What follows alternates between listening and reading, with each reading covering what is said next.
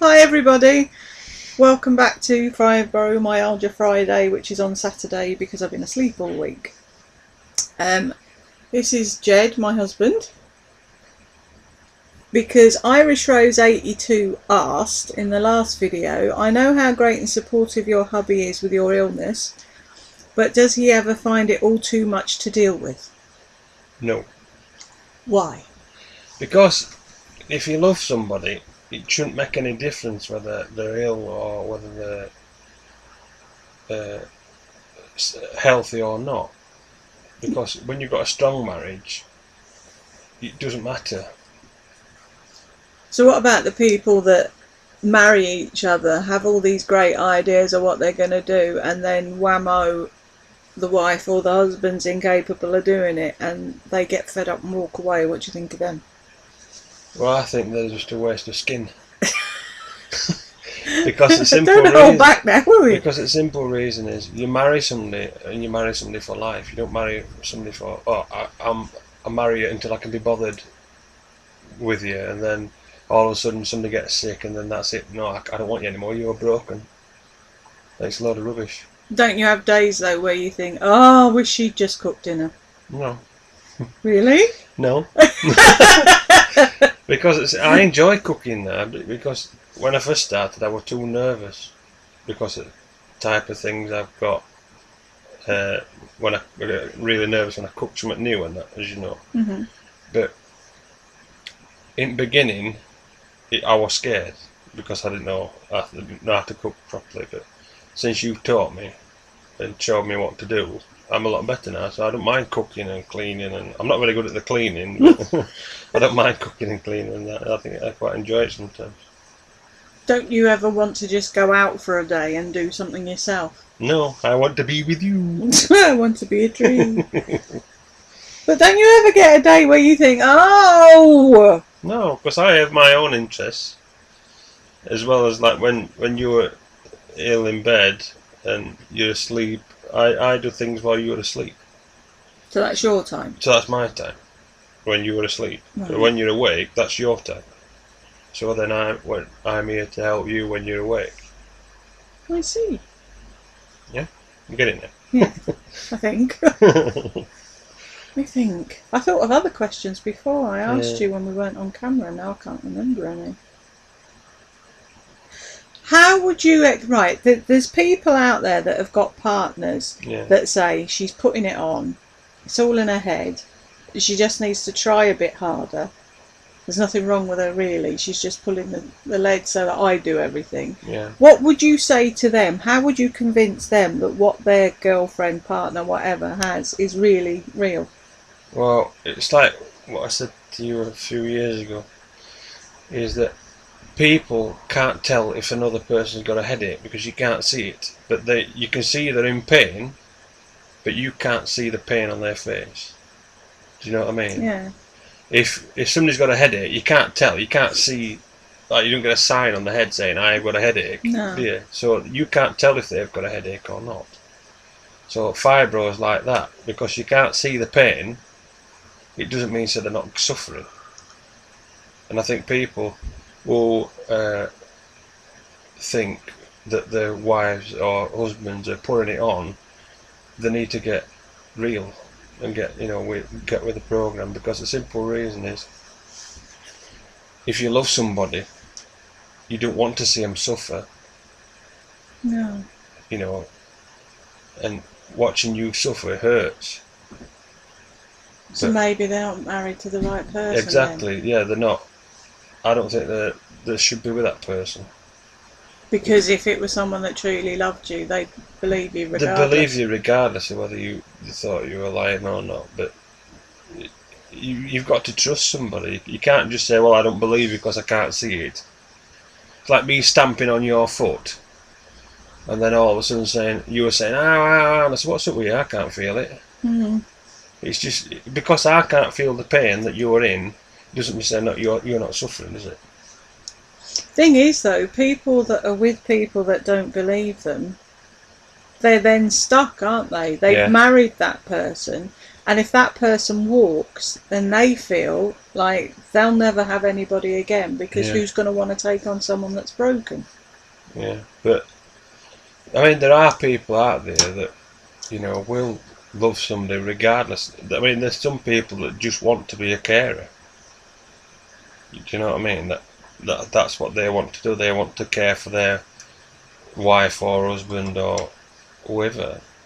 You know, I mean, I think if the shoe were on the other foot, you'd do the same for me. Yeah. You know, to be with somebody who don't understand you, it must be hard it bit, must be painful. That must be very painful.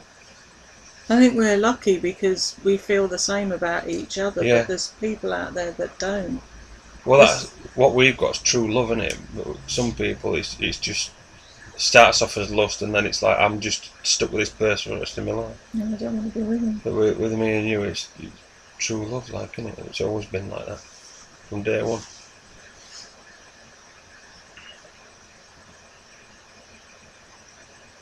You think of anything else? I can't, can you? No.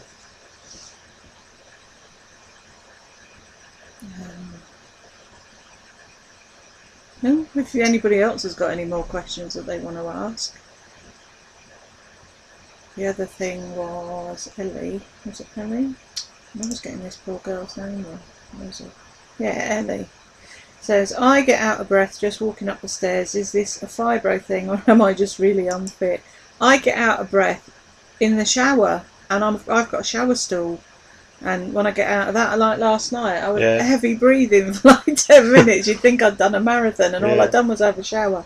I get out of breath walking up the stairs. I get out of breath all the time. Yeah. If I've got anything to move about, I start huffing and puffing. And it's like watching you back then when we first got married and jobs we did, to looking at you now, it's like two different people. Oh, that's ridiculous. Because you worked so hard when we were younger. But that's the thing, sometimes I sit there and I think, did I really do that? Because now that I can't do anything, I'm thinking, did I really walk X amount of miles a day? Did I really run up and down stairs? You must have walked at least 25-30 miles a day doing that job you did. And now I can only go to the loo and back. It's ridiculous. And then, like I've said before, there's all these people on Twitter and everywhere else. It's like, oh, do insanity, and that'll cure you. There's no way somebody with fibro can do insanity. I'm sorry, but it's just not going to happen. You'd be lucky to switch it on. The man. Yeah, I know. Put DVD in. Oh, no, you'd have to find the DVD exactly. first. Remember where you'd put it. Exactly. So by the time you'd done that, you wouldn't be bothered putting it on the first place anyway. Shut up!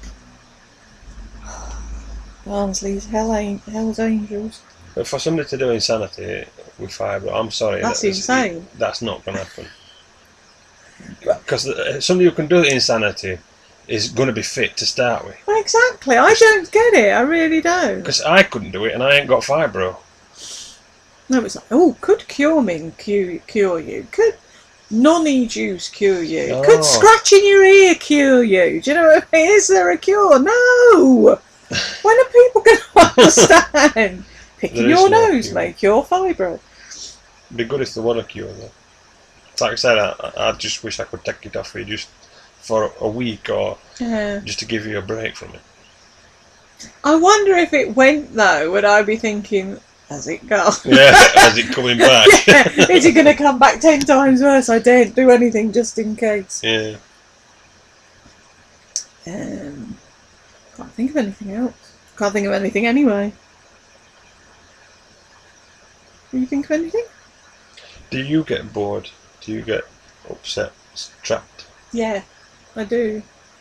I hate it. Because I find it difficult some days, you know, when you're having a really bad day and watching you do that, watching you suffer like that.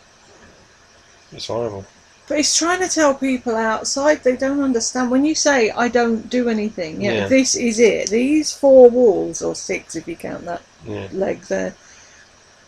This is it. This is my life. I've got the television, I've got the bed, and I've got my makeup. And that is it. That's all I do. And it's like, people whinge if they haven't been to the pub for a week. It's like, oh, I haven't had a night out with the girls for at least a month. It's like 13 years we went to the night out. Exactly. And I haven't been out of this room in 5. No. So that annoys me. I'll tell you what really annoys me. This is going to piss a few people off, but I don't care. Is people on Facebook whining about having a cold. Yeah. Oh, I don't feel well. Oh, I'm dizzy. I've got a runny nose. It's like... And most of them are men. Yeah. And you just want to go and give them a slap. And then you get 9,000 people going, oh, poor you, hugs, have a lemsip. Yeah. And I'm like, you know, I feel like crap today. The what are they called? The blow past. Oh, tumbleweed. Yeah, tumbleweed. No messages. No, oh, are you all right? No one gives a shit. But if I had a cold, I'd have everybody in creation saying, how are you? Is your cold any better? I want to get a big lump of wood. And wallop them. Yeah. Now you've got some idea how I feel. Whack them on every joint. Yeah. And then just say, yeah, there you go. Feel that. And 105 temperature. Now, see how you feel now. It's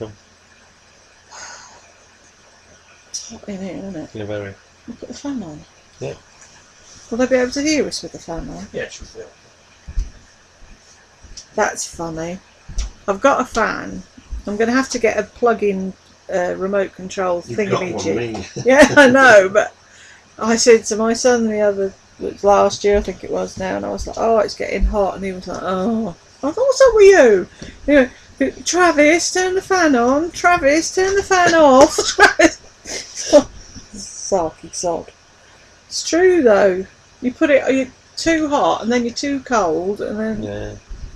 With Fibro though, your temperature drops and hits highs and then hits lows, and turn it on, turn it off, turn it on, turn it off, and it can't be helped, can it? It's just part of the illness. And it hurts. Does it hurt anybody else? If it's in front of me there, blowing on me, my shoulders kill, and I feel like someone's been sat on them all day. Yeah. It's ridiculous, and that's just air. That's when we had it over this side, wasn't it? Whereas now it's not blowing on me, it's blowing sort of past me, isn't it? But that really hurts. Yeah. I don't know why. It's directly on you though, wasn't it? And Vicky was saying the other day on Facebook, she clicked this thing. You know, I said about, I can't pronounce, but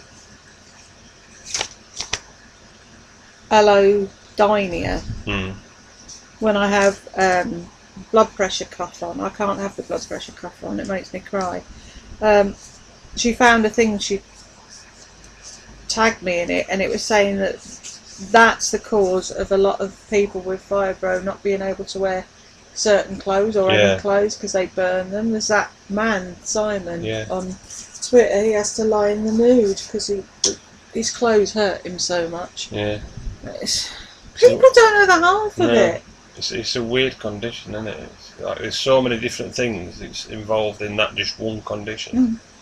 It's like every time like I said to you, that spatial awareness thing, I'm useless now. I can't, like trying to paint my nails, I'm like, I think the brush is on my nail before it is, and then I go too far down and splodge it everywhere.